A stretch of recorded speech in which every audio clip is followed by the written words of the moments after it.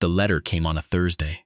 She knew because Thursday was the day Mabel Sprague drove her wagon into town for flour and thread, and the postmaster always saved the out-of-county mail until Mabel arrived so he'd have someone to tell about it. By the time the letter reached her hands, half of Dunmore County already knew what was in it. She read it twice. Then she folded it along the same creases it had come in and put it in the tin box under the floorboard where she kept the things that mattered. The deed to the land her father had left her. A photograph of her mother taken in a studio in Cincinnati. The woman's hands folded in her lap like she was already done with things, $41 and some coins. And now the letter. Her husband had left in March. Not gone the way men sometimes went, sudden, final, leaving a shape behind them. He had simply taken the mule and the good coat and ridden west, and after 6 weeks without word she stopped expecting any. The letter was from his brother in Cheyenne, confirming what she had already understood. He was not coming back. He had filed on land there. He had, the brother said, started over. She sat with that for a moment. Started over, as if the last 4 years had been a rough draft. The farm was not much, 40 acres of shortgrass prairie at the edge of a creek that ran low in summer and flooded in spring. A house with 2 rooms and a roof that had been meaning to fail for 2 winters.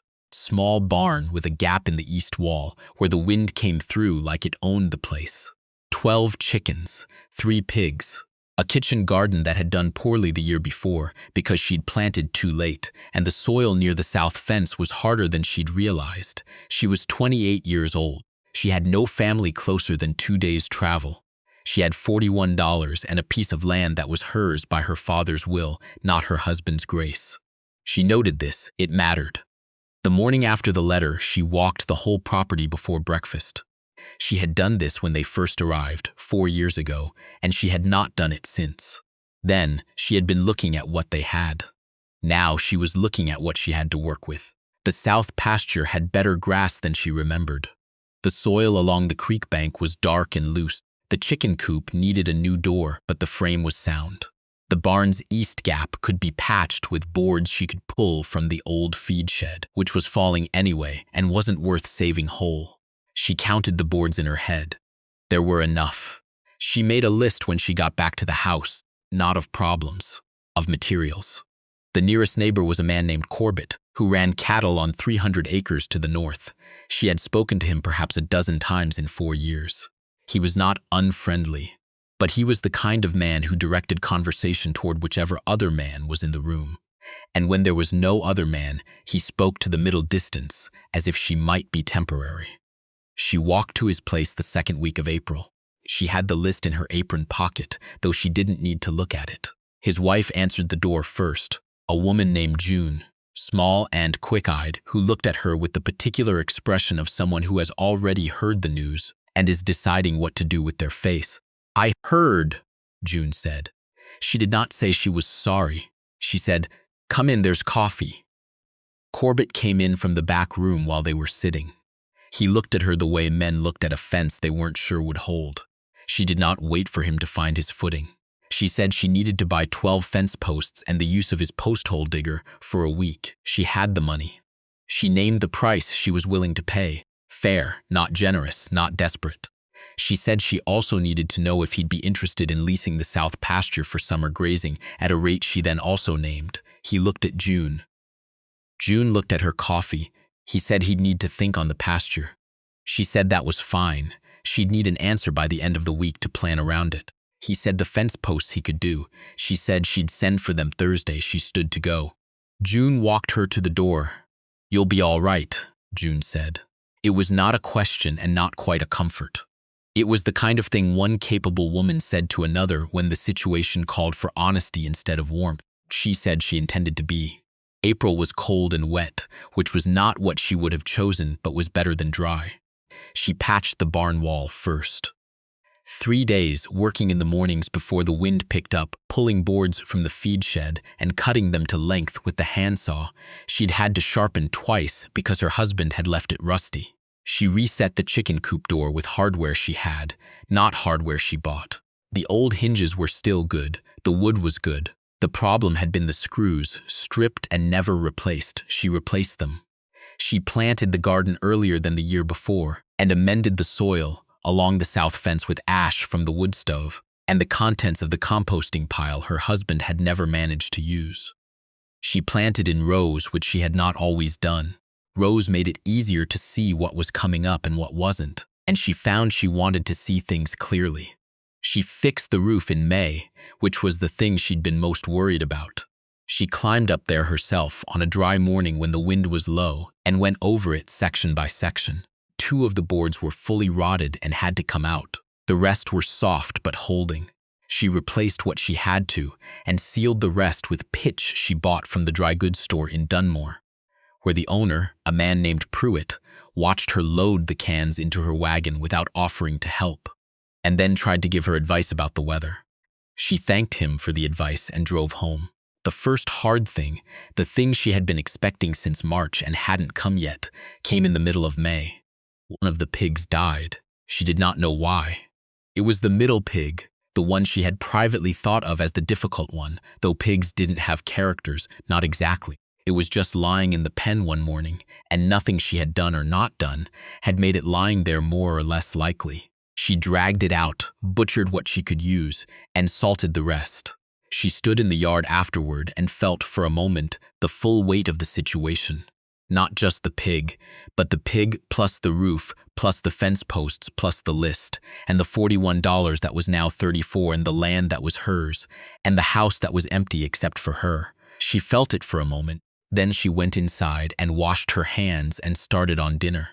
This was the thing she had learned, not from anyone who had told her, but from the years themselves, that grief and difficulty were not problems to be solved. They were weather. You did not fight weather. You watched it, you planned around it, you made sure your roof was sound, and you waited for it to pass. Corbett came back about the south pasture in late April, 2 days before her deadline. He offered $1 less per month than she'd asked. She said she'd agree to that if he'd also let her keep the fence posts at the price she'd offered without credit. He considered this. He said, all right. His hands moved the cattle in the first week of May. 3 of them, young men, none of whom spoke to her directly, but all of whom looked at the barn and the repaired coop and the straight garden rows without meaning to be obvious about it. She watched them work. They were efficient. She noted the way the lead hand handled the gate, lifted slightly before swinging, which kept it from dragging. And after they left, she went out and looked at her own gate and saw that it had the same problem and fixed it the same way. June came over in June. She had come twice before, small visits, the kind that didn't require explanation.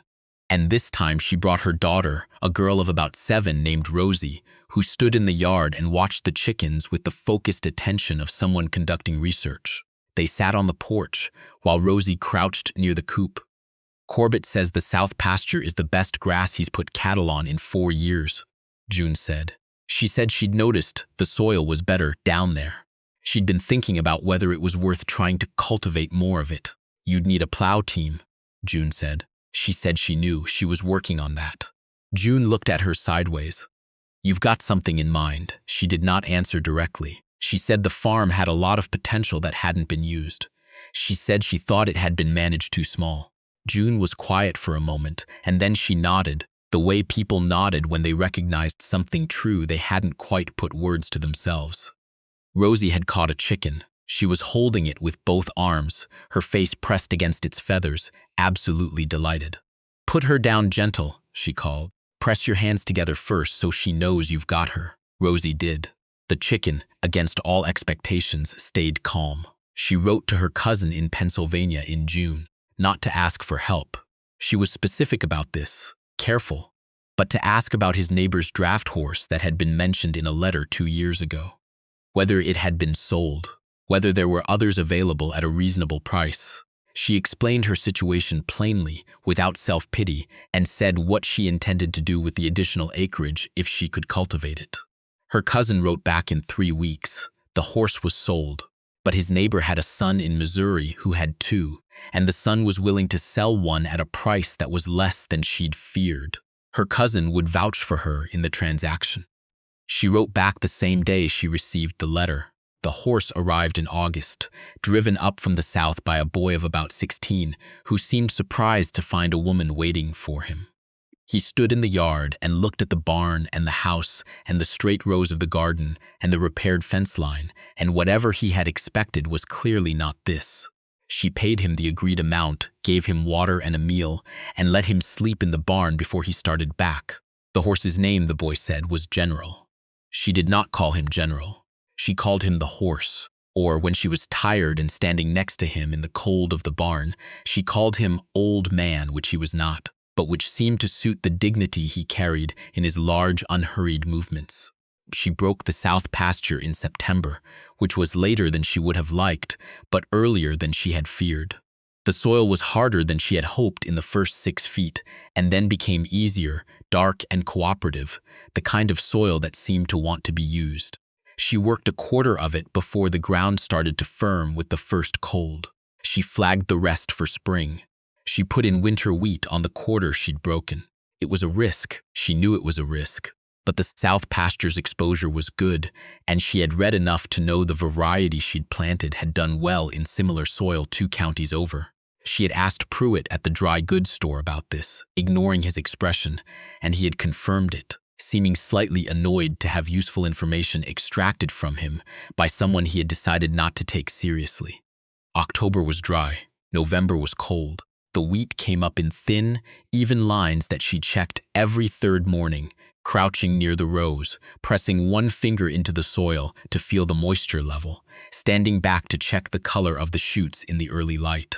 By December, the wheat looked like it was going to do. The second hard thing came in January. The creek froze early, and she lost a week of water she had planned on, which meant breaking ice twice a day to water the animals, which was possible but slow and cold, and wore on her in the way that things that were possible but slow and cold did. Not breaking anything, just thinning it. She cracked 2 knuckles on the ice mallet in the 3rd week and had to switch hands. She kept working. There was a night in the middle of January where the temperature dropped fast. She could feel it through the walls before she could see it on the thermometer. And she spent most of the night moving between the house and the barn, checking the horse and the remaining pigs, banking extra hay along the base of the walls where the cold came in at ground level. She did not sleep properly until 4 in the morning. By 6, she was up again. She sat with her coffee in the dark of early morning and looked at the window and thought about nothing, which was a skill she had developed out of necessity. The mind had to be let alone sometimes. It had to be allowed to sit, the way soil had to sit fallow before it was ready for something new. She thought about the wheat under the snow. She thought about spring. February brought a man, not the way men sometimes arrived on a woman's farm in difficult circumstances. Not that kind of arrival. He came because of the pasture. He had heard from someone, she suspected June, but did not ask, that the south pasture had been opened and was being worked, and he had 80 acres east of Corbett's land that he was trying to expand, and he had come to ask if she would sell. His name was Thaddeus Morrow. He was perhaps 45, with a weathered face and the careful hands of someone who had spent decades doing work that required precision. He came to the door directly, which she appreciated. He did not talk to the middle distance. She invited him in for coffee. He offered a price. It was a fair price for the land in its original condition. It was not a fair price for what the land was now, what she had made it in the last 10 months. The wheat in the south field, the improved drainage she dug along the creek bank, the repaired structures, the potential she had already proven rather than simply claimed. She told him this, plainly, with specific details, the soil amendment she'd done, the winter wheat variety and its expected yield, the drainage work and why it mattered for spring flooding, the pasture lease with Corbett that demonstrated market value. He listened. He did not interrupt. She noted this, that he listened as if the information was real, as if it came from a person whose assessment he might trust. He said he'd need to revise his offer. She said that was fine. She named what she would consider selling for if she decided to sell at all, which she had not decided. She said she would give him until the end of March to come back with a number, if he wanted to come back at all. He came back in 2 weeks. His number was not what she'd named, but it was within a range she could work with. They negotiated for the better part of an hour. He was careful and fair and slightly surprised to find himself negotiating this precisely with someone who knew her own ground this well. She did not sell. She told him she appreciated the offer and might consider something similar in 2 or 3 years. Once she had run a full crop cycle on the south field and had better numbers to show. She said, if he was interested in a grazing arrangement in the meantime, similar to the one with Corbett, she would entertain that conversation. He looked at her for a moment. He said he reckoned she knew what she was doing. She said she was finding that out. March came back around. 1 year since the letter, 1 year since the shape left in the road. She stood at the edge of the south field in the early morning and looked at the wheat. It had come through the winter in better shape than she'd hoped. The rows were even. The color was right. There were places along the north edge where it had thinned, but she had expected that and planted dents there in autumn as insurance. She thought about the year, the boards from the feed shed, the fence posts, June's coffee, the horse and his unhurried way of moving through early morning work, the cracked knuckles, the night in January when she'd banked hay along the cold walls, the soil under her finger, that particular dark and willing soil. She did not think about the letter. It was in the tin box under the floorboard with the other things. It could stay there. Some things you kept, not because you needed them, but because they had happened, and that was enough of a reason. She walked the full property before breakfast, the way she had done in the beginning. South field to creek bank to barn, to coop to kitchen garden to the north fence and back again. The gate swung clean, lifted slightly before the arc, the way she had learned to do it. The chickens were already moving in the yard, purposeful and unhurried, the way chickens were when they had everything they needed. She stood in the yard for a moment with the morning coming up behind her, laying light across the field in long, even lines. She had $41 once. She had less now, and she had more. The land was hers. The roof held. The wheat was going to come in. She went inside and started breakfast.